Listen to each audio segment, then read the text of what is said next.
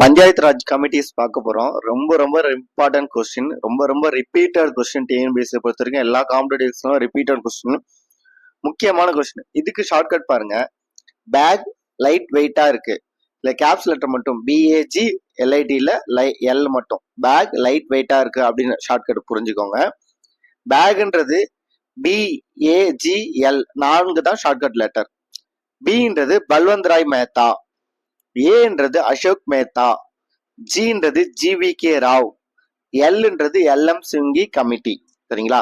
பல்வந்த் ராய் மேத்தா வந்து ரெக்கமெண்ட் பண்ணது 3 tier system, ஜில்லா Parishad, panchayat Samithi, gram சபா.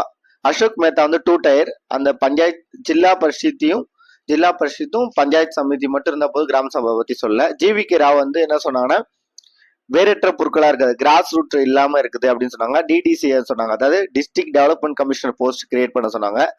LM Singh என்ன சொன்னாங்க, பொதுவா கான்ஸ்டியூஷன் வந்து ஸ்டேட்டஸ் கொடுக்கணும் பஞ்சாயத்து ராஜ் கமிட்டிக்கு அப்படின்னு சொன்னாங்க. இதை ரெக்கமெண்ட் ஏத்துக்கிட்டு தான் நம்ம வந்து பஞ்சாயத்து ராஜ்ன்ற ஒரு கான்ஸ்டியூஷன் ஷெட்யூல் வந்து ஆட் பண்ணோம். சரிங்களா?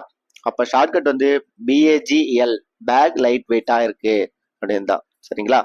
இதை வச்சீங்கன்னா நீங்க பொறுத்துக, அப்படி கிரானாலஜிக்கல் ஆர்டர், இது எல்லாமே நீங்க ஆன்சர் பண்ணிட முடியும். Thank you friends.